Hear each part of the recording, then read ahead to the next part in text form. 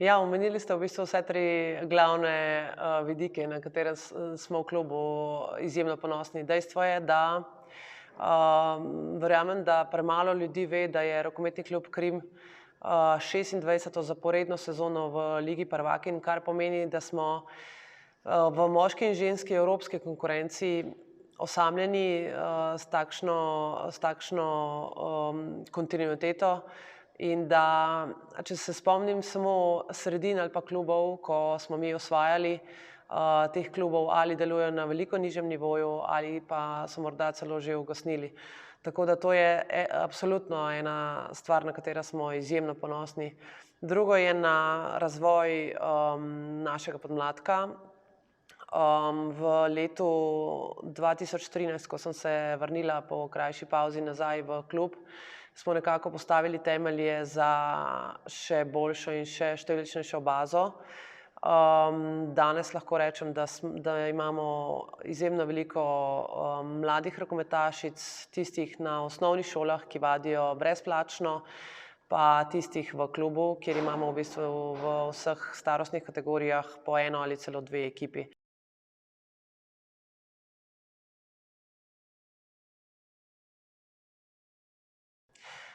Jaz mislim, da je vsako leto težje. Dejstvo je, da obstajajo sredine ali pa nastajajo z leti sredine, ki so vse močnejše, tle predvsem mislim tudi z finančnega vidika. Skandinavija je od nekdaj izjemno močna, to je Francija, ki se izjemno dviguje v ženskem rokometu, temu je seveda so botrovali seveda odlični rezultati reprezentance. Madžarska na nivoju države izjemno veliko vlaga, kar seveda občutijo tudi evropski klubi. Romunija, veliki proračuni, seveda po drugi strani pa klubi brez velike tradicije, ki nekaj časa delujejo, pa potem ugasnejo. Tako da v osnovi je težko parirati. Je pa res, da je rokometni klub Krim še vedno ime in sinonim za tradicijo, kljub temu, da po dolga leta ni bil čisto na vrhu evropskem. Klub je sinonim za neko inštitucijo.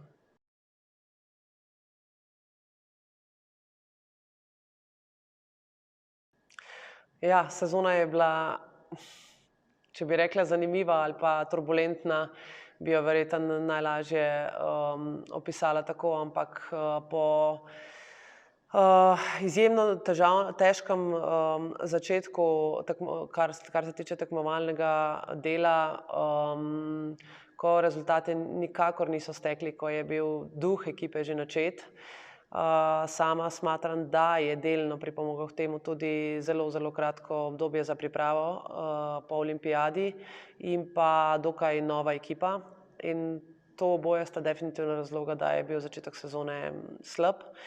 Ampak po določenem obdobju enostavno nismo našli tistega pravega občutka, tiste prave igre. In enostavno moram priznati, da v nekem obdobju smo bili že kar ne pesimistični, ampak enostavno smo razmišljali, da bomo mogli nekako spremeniti naše želje, spremeniti naše cilje, da enostavno smo se morda malce preveč ambiciozno, govorim iz rezultatskega vidika, podali v to sezono. Moram reči, da so nam marsikateri očitali, da preambiciozno napovedujemo cilje in da bi morali iti bolj postopoma, ampak po drugi strani pa je moje mnenje, da cilji morajo biti visoki ali celo najvišji, in vsi skupaj moramo živeti, stremeti za to. Tako da, ja, če pogledam za nazaj, kot rečeno, je bila situacija taka, kot je bila, ampak glede na to, da smo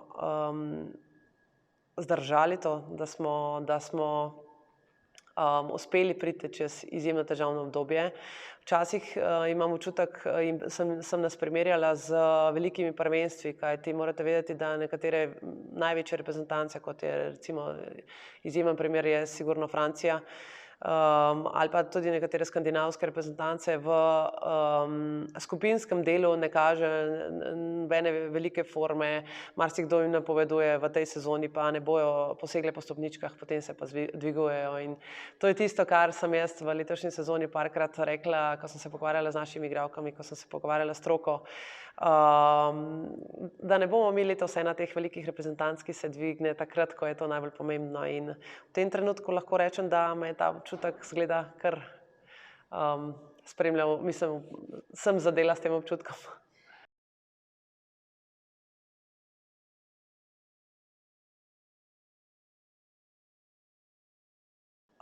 Ja, absolutno je tako v športu, ko pride trenutek, ko vidiš, da v bistvu stvari ne grejo v pravo smer, ko se nikakor zadeva ali pa krivulja ne obrne navzgor, je potrebno sprejeti določene odločitve. V športu je pač tako, da je prvi na udaru trener. Ja, in po zamenjavi trenerja je definitivno prve tekme s CSKA-jem so pokazale neko pravo energijo, nek preobrat. In če mi rečete, katere tekme so bile prelomne, je sigurno to bilo tisto, kar je kazalo, pa še vedno na nekaj svetlega morda celo v tej sezoni. Druga tekma seveda absolutno minuli tekmi z Ferencvarošem, ko sta bili v bistvu tekmi za biti in ne biti in smo tudi tokrat zdržali in gremo naprej.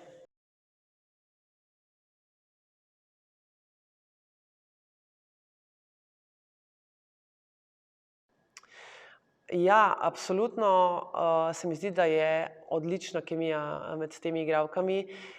To so igralke, ki so osvojile že marsikaj ali pa vse, po drugi strani pa igralke, ki so lačne rezultata, ki so lačne uspeha in še ena skupina igralk, ki so v bistvu naše domače igralke, naše rokometne šole, ki so še posebej čustveno vezane na ta klub. Tako da ta kombinacija nekako se mi zdi, da se je v letošnji sezoni odlično poklopila in če bi videli dekleta, ne vem, v garderobi, na potovanjih, tudi, ne vem, ko se družijo v popoldanskem času, bi se strinjali z mano, da je to res čisto posebna kemija in da absolutno pa po svojih izkušnjah povem, da ekipa, ki ima tako kemijo, ki ima tako dobro energijo, lahko naredi marsikaj.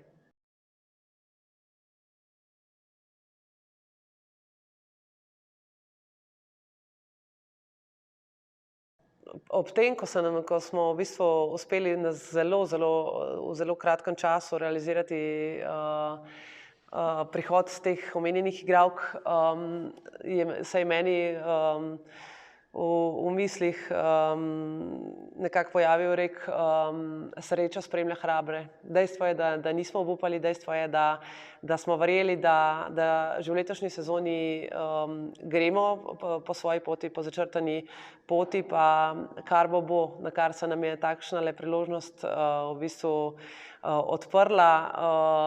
Za vsako stvar obstaja svoj razlog. Jaz verjamem, da smo si izgleda to zaslužili in da bosta dekleti absolutno tisti dodatna moč, dodatni kamenček v našem mozaiku, izjemno pomembno seveda.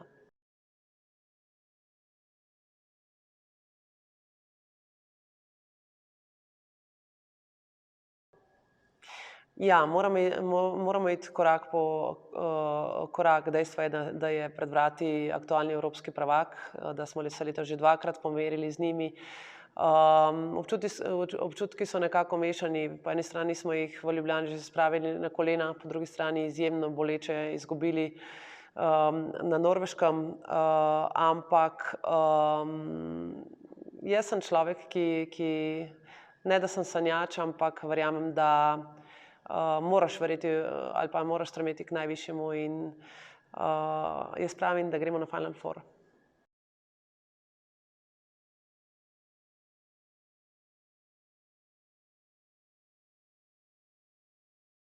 V sezoni 2012-13 je Krim nazadnje igral polfinale proti norveški ekipi Larvik in takrat še nisem bila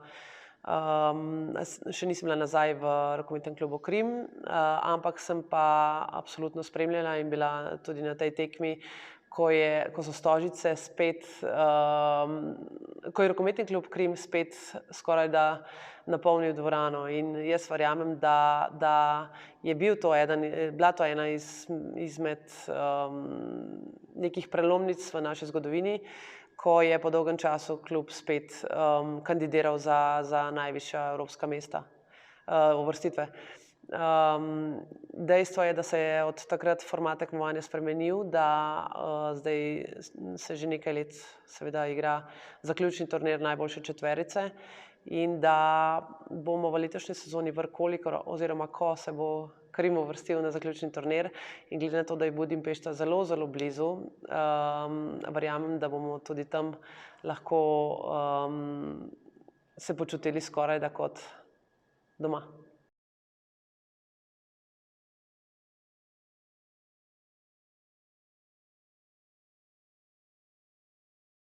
Absolutno, kot omenjeno, je Krimu izjemnega pomena tudi delo z mladimi, razvoj mladih igralk, predvsem pa zagotavljanje pogojev za ta njihov maksimalni razvoj.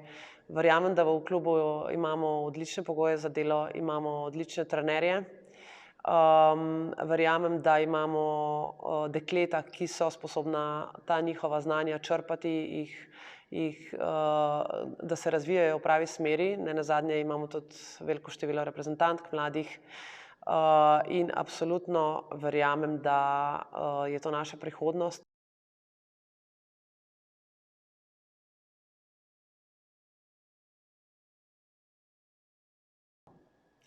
Ja, to je ena izmed stvari, ki sem si jih v bistvu najbolj želela v svoji karieri, pa ena izmed stvari, dve sta mi ostali na spisku neuresničenih, ena je olimpijada in druga je igrati domače prvenstvo. Bila sem zelo, zelo aktivna gledalka ali pa navijačica Evropskega prvenstva 2004 v Sloveniji, ko smo gostili to prvenstvo. Nenazadnje sem tudi bila ena izmed tistih, ki mi je pripadla čast, da smo takrat na Evropski rokometni zvezi skupaj z gospodom Jankovićem in ostalimi kandidirali za pridobitev tega prvenstva. In danes sem v vlogi ambasadorke tega prvenstva, tako da je neka nostalgija in nekaj povezujem s tem. Ampak kot rečeno, za te igralke, za ta naša dekleta bo absolutno to še večji motiv, dodana vrednost in to je želja vsakega športnika.